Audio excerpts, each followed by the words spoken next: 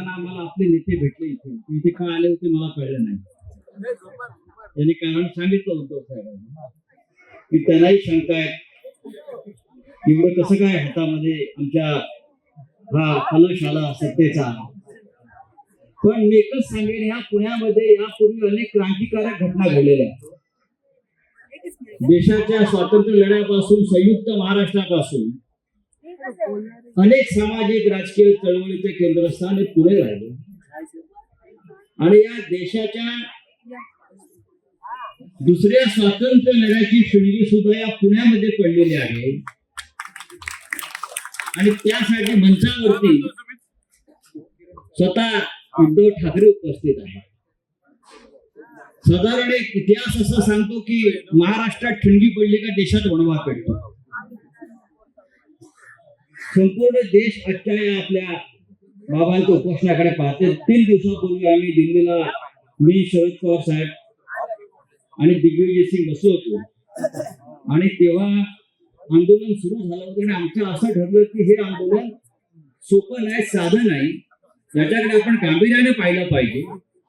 95 वर्षाचे बाबा आढाव देशाच्या या स्वातंत्र्य लढ्यासाठी उतरलेले आहेत. आपण सगळे काठावरती उभे राहिलेलो आहोत.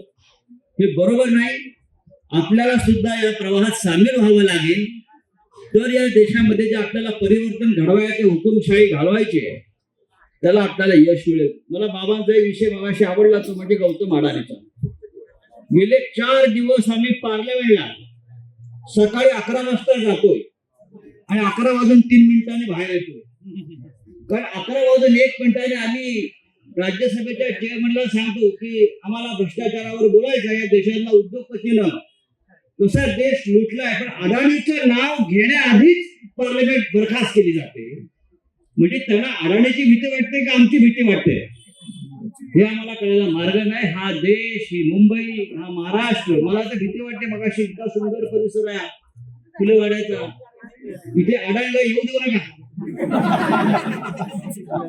इथे सुद्धा तो एखादा टॉवर उभा करेल. कारण जिथे जिथे त्यांना महाराष्ट्रामध्ये उत्तम जागा दिसतात, भूखंड दिसत आहेत, तिथे ती जागा अडाणीला देण्याचा ठराव कायदेशीररित्या केला जातो. बलिदानातून मिळवली ती मुंबई आज सहज अडाणीच्या घशात जाताना दिसते.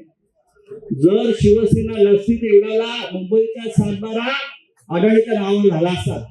आम्ही आहोत म्हणून मुंबई अजून वाचले. पण आज एक चांगला असा नवीन आपल्या आंदोलनाचा प्रवाह सुरू झालेला आहे. बाबांना त्यासाठी आत्मक्लेश आंदोलन करावं लागलं. आम्ही अस्वस्थ होतो.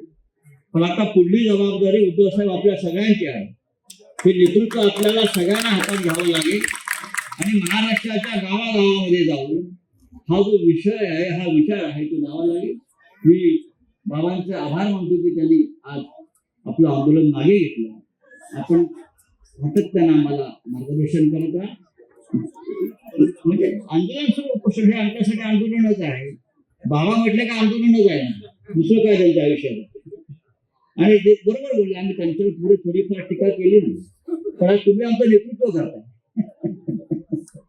असो, हा महाराष्ट्र उद्धवजी म्हटलं त्याप्रमाणे मर्दांचा महाराष्ट्र, लेच्या पेचांचा हा महाराष्ट्र नाही. हे लवकरच अडाणीलाही दिसेल, मोदीलाही दिसेल, अमित शहालाही दिसेल, एवढं सांगतो. आणि तुमचं रजा येतो. जय हिंद, जय महाराष्ट्र, भारत माता की